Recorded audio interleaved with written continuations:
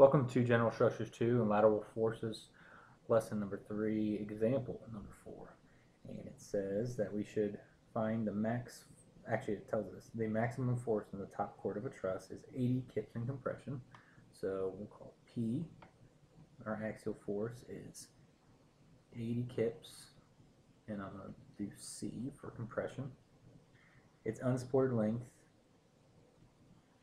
so you can call it LB, you can call it whatever you want, or LC, equals 10 feet.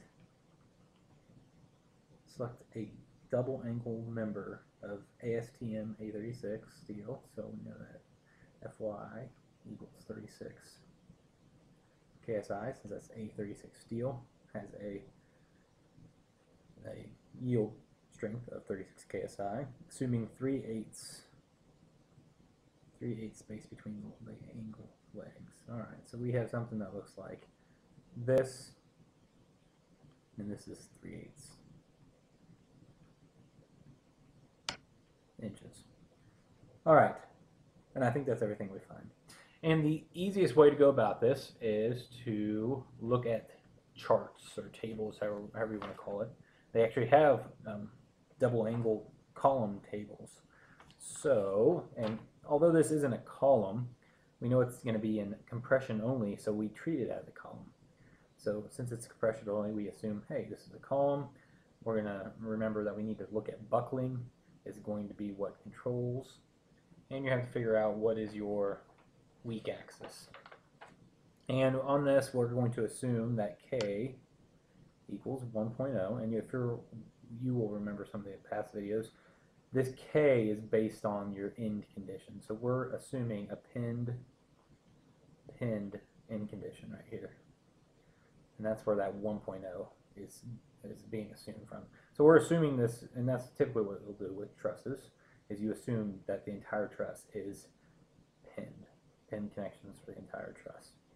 Alright, and I think that gives us everything we need. So let's see what we have here. And if you don't have a steel book, what I'm looking at is a manual of steel construction, allowable stress design. It's a green book, and it's the 9th edition. Now, you may be looking at something else, and it should be in there, but allowable stress design is what we want to be looking at right now. And it's the easiest of the few different types of design to do. And I'm pretty sure that's what you will be doing on your ARE test. So let's go ahead and open up to the column section. Tell you what, you're on your ARE test and you don't know where the heck you're going, you go to column, COL, and you look in there and you say allowable concentric loads on columns, double angles and WT shapes. That sounds about right. 353, 354. And then when you go down, actually under there it says double angles equal legs and double angles unequal legs.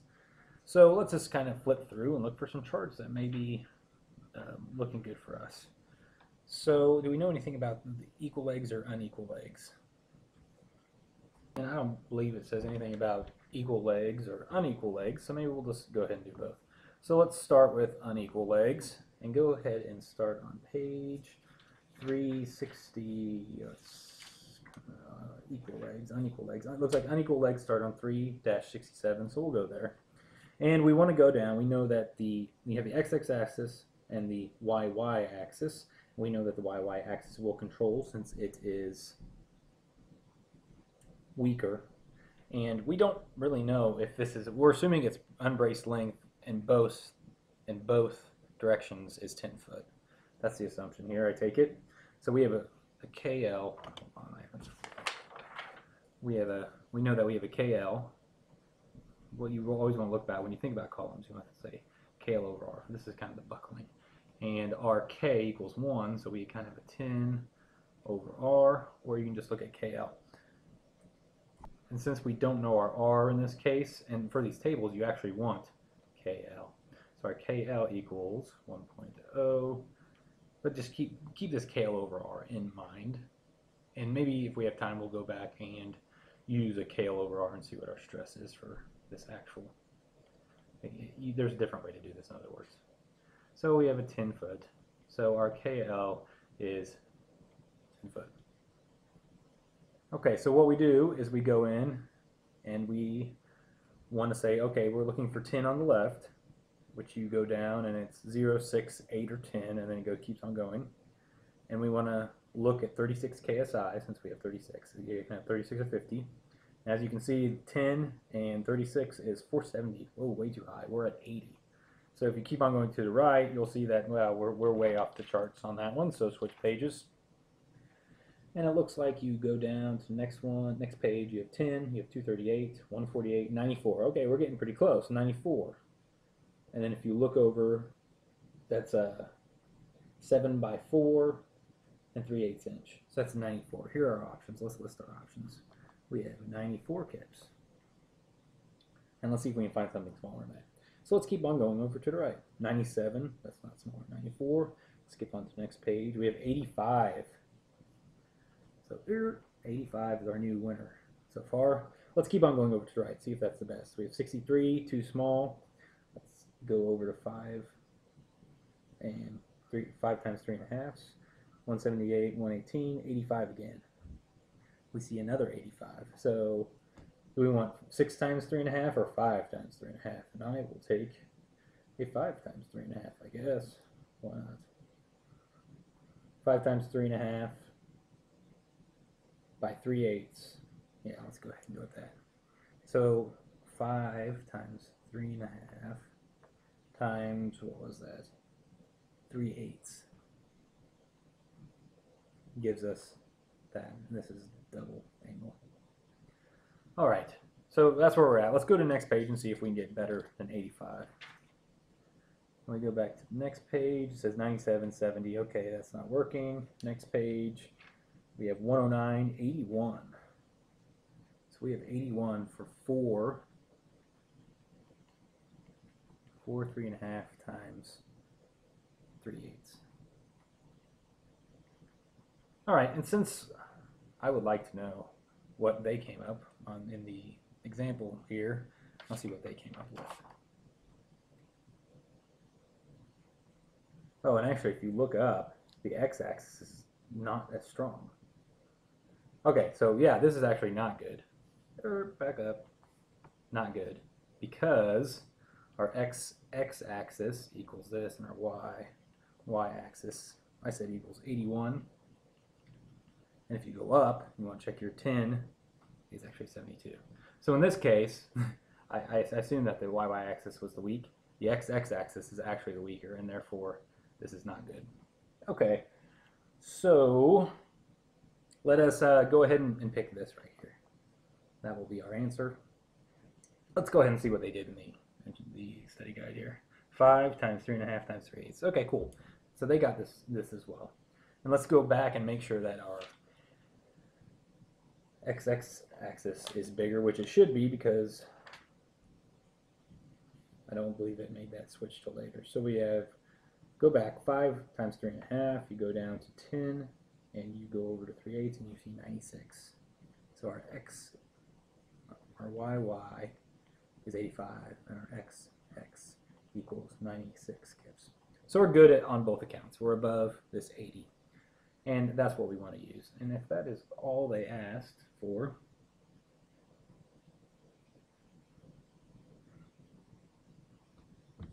yeah, that is all they asked for. So that's our answer is 5 times 3.5 times 3/8.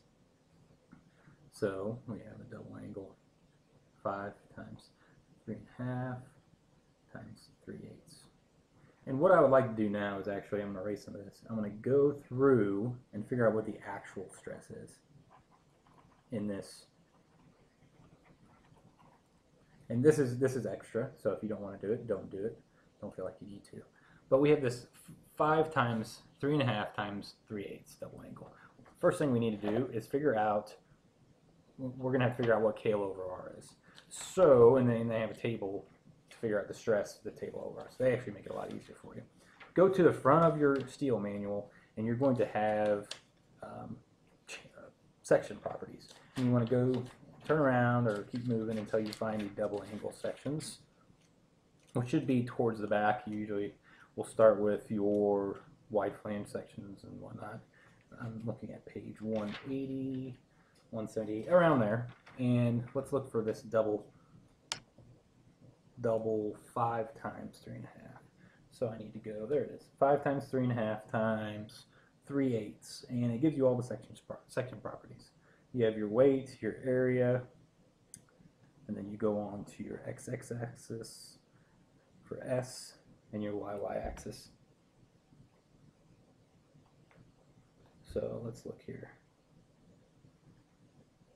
We have 4.59. Now that's S. R XX equals 1.60. That's usually in inches. And then it says,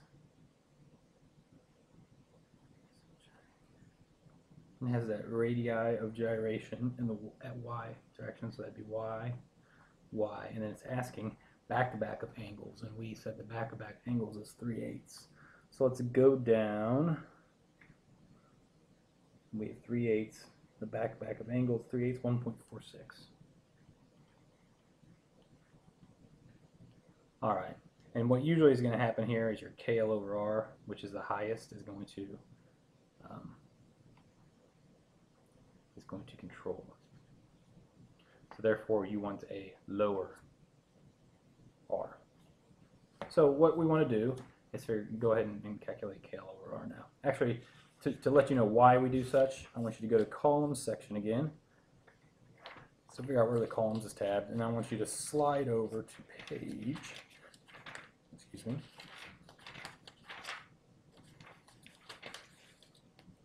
page 316. It says table C-36, allowable stress for compression members of 36 KSI, specific yield steel.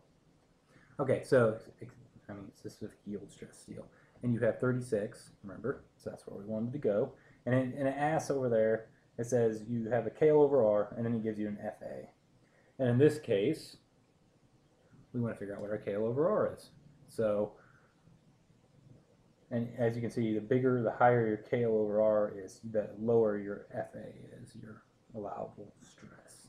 So we want to get the higher KL over R. So that to be the lower R. Okay, so once again, we're going to have K, which is 1, L, which is 10, over R, which this is 1.46. But remember, this is in inches, so let's change this to inches as well. This is foot times 12 inches per foot. And we end up getting 10 times 12 divided by 1.46. We get a KL over R of 82.2. And let's go down, and this doesn't need to be perfect, but let's say it's 82. Let's just say 82. Well, let's say 82. It's close enough. And let's make sure that it is under what we need for our FA. So if we have a KL over R of 82, it gives us an FA. And you can interpolate, but I'm too lazy right now because this isn't even what we were supposed to be doing. It gives you an FA of 15.13. So let's say 15.1 KSI. And I better hurry this up. So 15.1 KSI. And that's your actual, so you want to go with allowable. Small a. You can remember allowable equals P over A. I'm going to hurry this up. We have P of 80 KSI. And this is just to check what we did. See if it, kind of a dummy check. Then you have your A. And I forgot to write down the A, so we can go back to the front where you have the second properties. And you can see 5 times 3.5 times 3/8 has an area of 6.09 inches squared. Then you put that in your calculator and you get 13.13 KSI. And as you can see, you are below the allowable.